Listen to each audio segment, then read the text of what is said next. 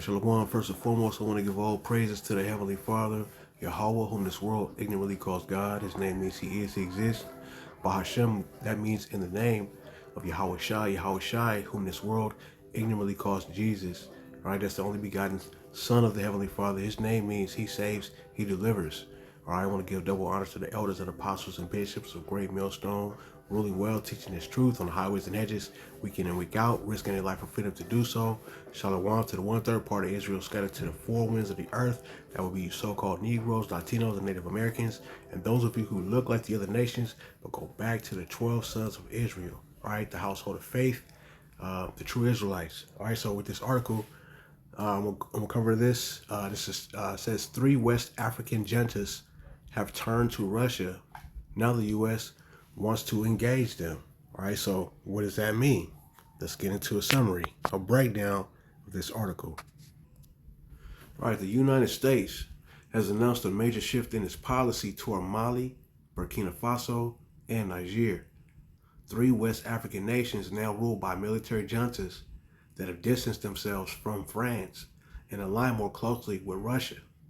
Here are some key points.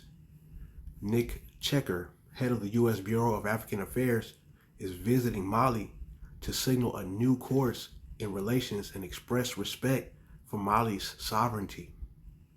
The U.S. now aims to cooperate with Mali and its allies, Burkina Faso and Niger, on security and economic interests, despite their coups and democratic backsliding.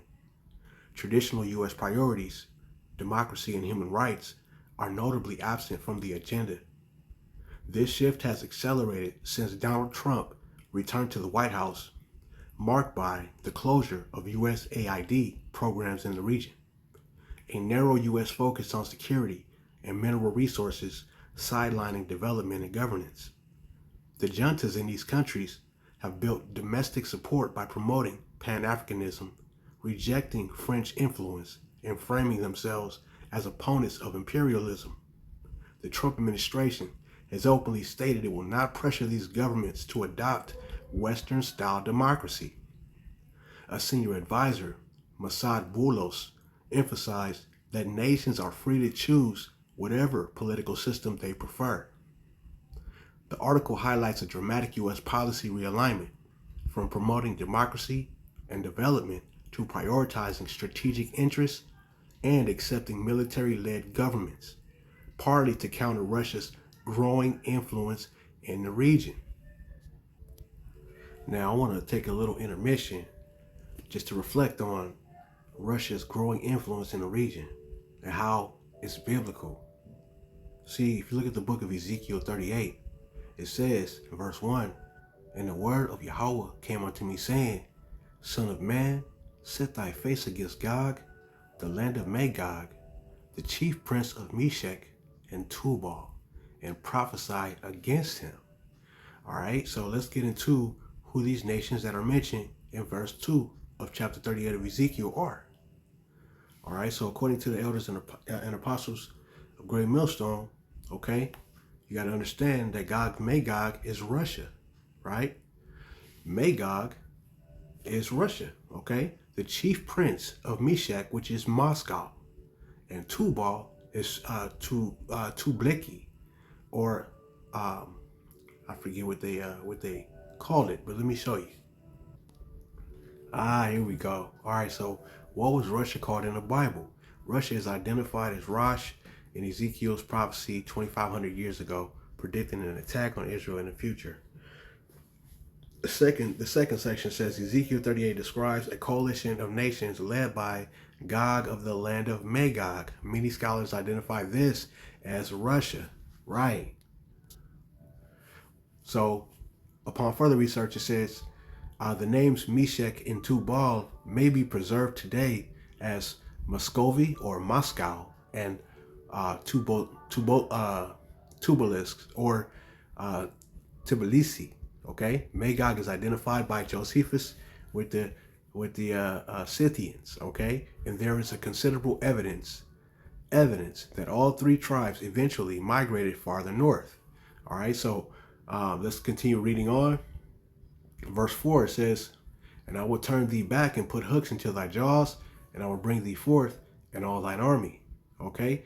Horses and horsemen, all of them clothed with all sorts of armor, even a great company with bucklers and shields, all of them handling swords. Okay? It says Persia, which is Iran, Ethiopia, which is pretty much the whole of Africa now. Back in the days in ancient times, the whole landmass was known as Ethiopia, okay, or Al-Gebulon, according to some scholars, right? It says in Libya with them, all of them with shield and helmet. So even the former Soviet states, okay, because verse 6 says Gomer and all his bands, okay. So Gomer and all his bands it's modern day Turkey, okay, with Russia, Ethiopia, Iran for the Third World War, right, which would be the Valley of Decision, the Valley of Yehoshaphat, okay, where all the nations will be gathered together, okay, and it's going to be the Great War. All right, so again, Togarmah of the North Quarters are all the ex-Soviet territories. Understand that. All right, going back to Ezekiel 38, and I'm going to read verse 7, which is the point. It says, be thou prepared, and prepare for thyself, thou and all thy company that are assembled unto thee, and be thou a guard unto them. So this is the significance of having Russia in the forefront as pretty much like the chief nation that's going to be a guard unto these other nations, okay, like Ethiopia, the continents of Africa, the Sahel, those guys, okay? So understand that. So just understand that Russia is having a growing influence in the region, and it's caught the attention of the West, namely the United States. Okay, now the United States, you know, it's reacting to losing influence. Okay, because for decades Washington assumed that West Africa would remain in the Western orbit through development aid, military partnerships, diplomatic pressure, and alignment with France. Okay, so that's becoming a thing of the past. Okay, over the last few years, places like Mali, Burkina Faso, and Niger have openly rejected Western influence and embraced Russia. Okay, for the security support, of course, militarily, and they've also embraced China for their infrastructure and minerals. Okay, and also Pan-Africanists, with their anti-colonial rhetoric that resonates with their populations. Okay, so that shift caught the U.S. off guard. So now the United States is having to rethink, okay, what their positioning, in the region of Africa. Okay, so the U.S. is basically trying to quote unquote play nice because the old approach is not working no longer. They got to regroup and rethink this whole thing. All right, so the article, it shows a clear pivot, okay, dropping the democracy and human rights pressure, ending the USAID development model, focusing narrowly on security and mineral access. You see, there's a benefit to the United States being over there, so now they're trying to play nice, because we know how the U.S. get down, all right? It's no secret. So this is, once again, the article is pretty much publicly affirming respect for sovereignty, quote unquote. This is a classic great power behavior. Okay, so when influence slips, it starts slipping between their little fingers, they begin to soften their tone and re-engage to avoid losing the region entirely to a rival. This is all this is about. America, Babylon the Great, the whore that sits upon many waters, she's starting to feel played. She started getting her feelings, The U.S. historically, Babylon the Great has basically historically showed selective interest in the region, because for decades, if you remember, West Africa was treated as a counter-terrorism zone, just a mineral source, a low priority region unless instability threatened Western interests. Okay, that's always been the position. So now, all of a sudden, warmth now looks less like genuine partnership and more like strategic necessity. So just understand, with that understanding, know that the United States has a pecuniary, or I should say monetary interest, in the region. It's specifically for minerals and resources. Okay, so yeah, Africa got a lot to offer, and there's a part in this slide where it goes into the minerals, and I'm gonna pause it as soon as we get there so we can read those off together. Okay, We going. It's gonna come around. This is like on loop. So, there we. All right. So, Niger has uranium. Niger is a critical supplier with Russia, looking to replace French operators. Okay, particularly after the military government in Niger revoked licenses for Western firms. Mali and Burkina Faso, they also got gold. Okay, lithium is in Mali and Nigeria as well. It's a critical mineral for electric vehicle batteries. It's something that the United States is looking into. Okay, as far as expanding. Okay, oil and natural gas, significant, largely underexplored resort reserves, make these nations targets for long-term energy investment and exploitation. See that? So they want to exploit, West Africa. Okay, and then of course you got your rare earth minerals and other resources. Okay, like cobalt. We've heard a lot about cobalt. They got people out there with their bare hands, in the mines, dirt all over their faces, to seek this cobalt. Okay, a rare earth mineral. They got bauxite, phosphate, and other resources that are highly sought after to support global technology. Okay, so that's what this is about. This whole new world order is based on technocracy, which is basically going to lead to the mark of the beast system, pursuant to the book of Revelation, chapter 13, all right, verse 16 and 17.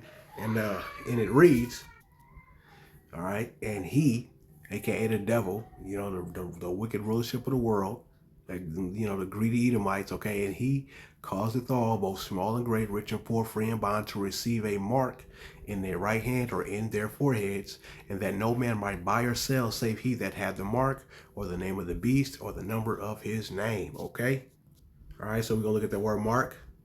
Goes into Charagma. Strong's G 5480.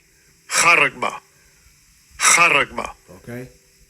It says a scratch or etching, okay? Stamp as a badge of servitude. That means, the mark of the beast, the mark of the Satan, okay? The implantable microchip is going to come through that etching, that charagma. That's some Greek for you. You know what I mean? All right? So that's what that is, and then we'll show you. I'll keep this in my tabs open so you can see. And there's people over there in Switzerland right now, Davos. Remember, they just had a summit over there where all the world leaders get together and talk about what's going on as far as the new system that they about to roll out, having to do with cryptocurrencies and blockchain technology through the technocracy, that artificial intelligence developments, the 6G rollout using fiber optic networks, okay, Starlink.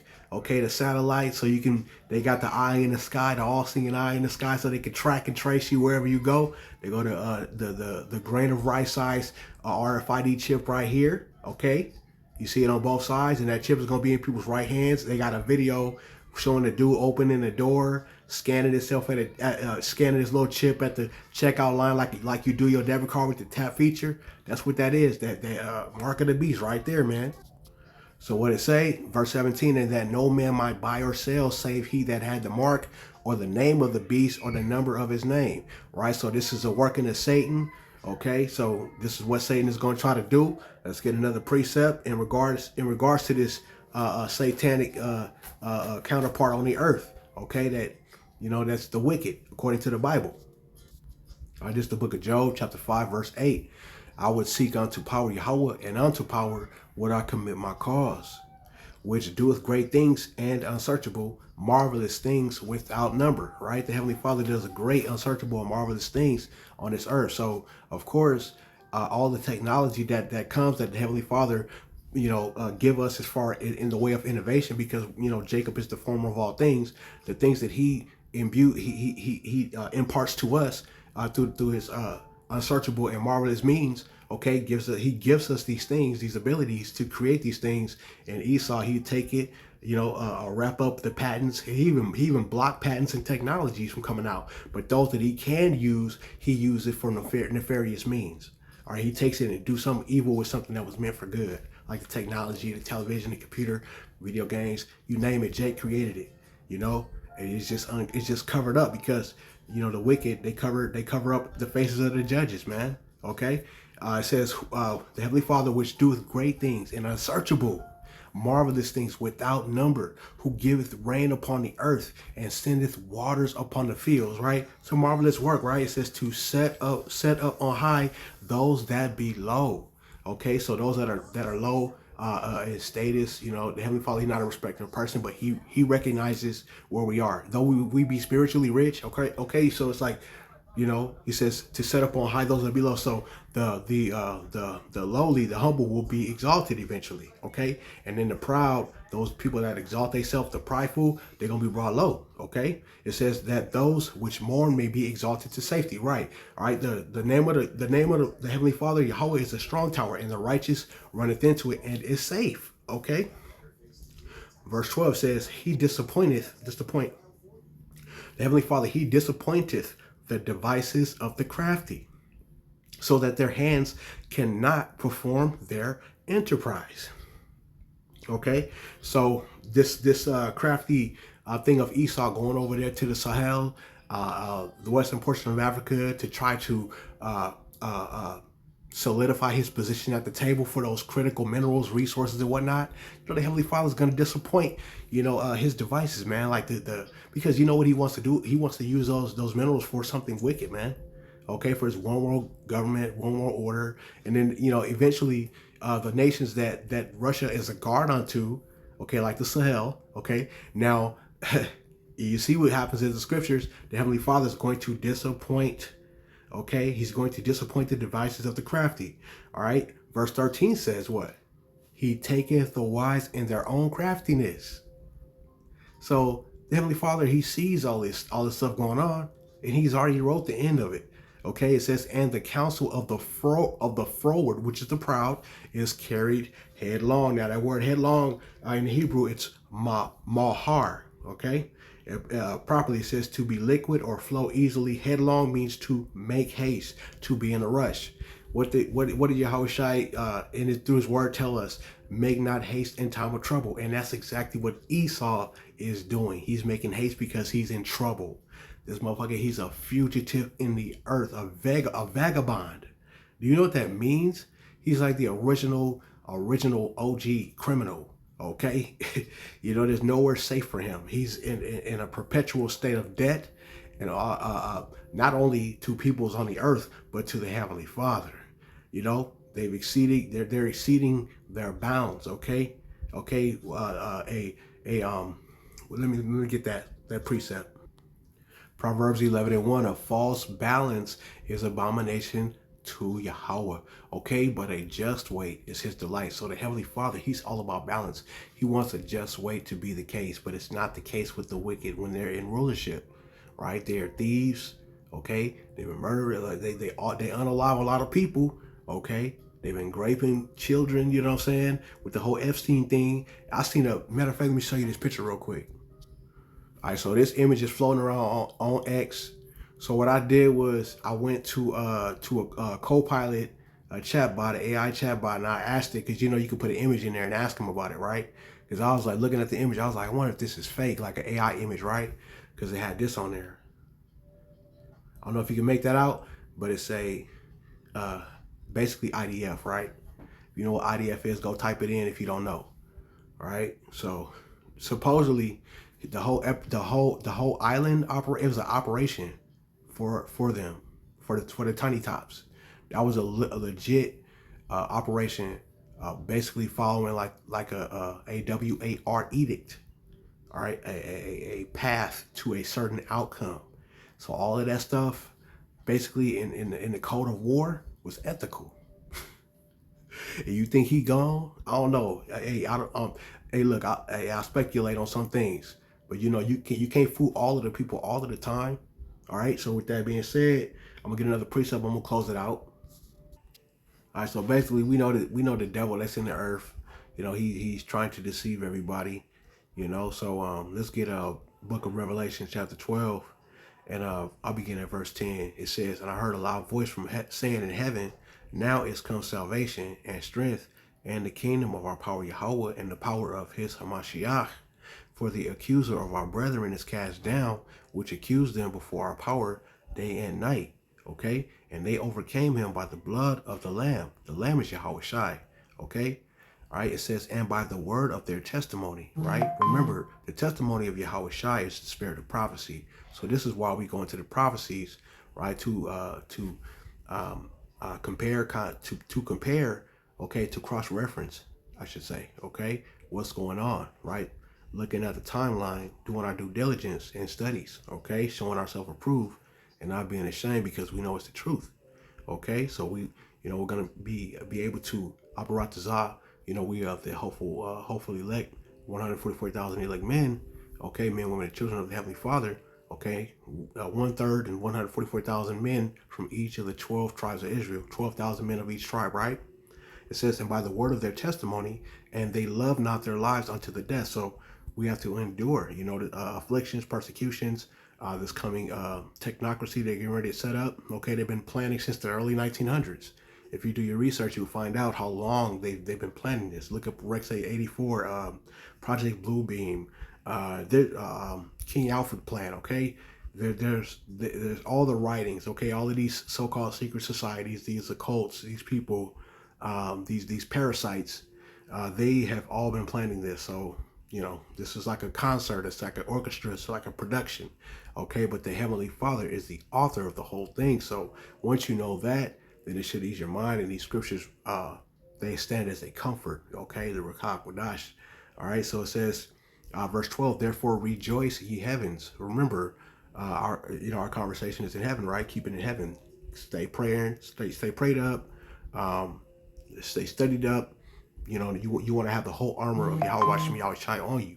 It says, therefore rejoice ye heavens, and ye that dwell in them. Okay, that would be the hopeful elect. But it says, woe to the inhabitants of the earth and of the sea, which means they have their mind set on carnal means. They think that this earth is going to continue and that it's going to get better. That they're going to they believe that they'll see a golden age. Okay, they think that this crypto system is for them, but it's really for the bots. They're going to be sorely mistaken, man. It says, woe to the inhabitants of the earth and of the sea, for the devil is come down unto you, see, having great wrath. All right, because he knoweth that he hath but a short time. Remember the reference I made earlier to Esau making haste to get over there and gather, try to secure some resources and playing like he's getting along with the Sahel. Okay, Niger, Chad, Burkina Faso, so on and so forth, right? We know that that it's just a ruse, man. It's an act. These people are actors. Okay, so you understand that, and you got to know the history in order to understand the mystery. So know the history of these places, the history of our people. We know that 2/3 parts of our people ain't gonna make it on this side. 1/3 part is gonna be delivered through the fire. You got to go through it. All right, remember those persecutions. Okay, this upcoming beast system, it's all in line with prophecies. All right, so the only way you're gonna comfort is by the hearing of the word. The hearing of the word of Yahweh Shem Yahweh Shai is going to increase your faith. All right, so with that being said, Lord's willing is edifying to this wicked kingdom that's on the earth now. Abba to the fellow Aki modern laboring in this truth. Shalom, shalom.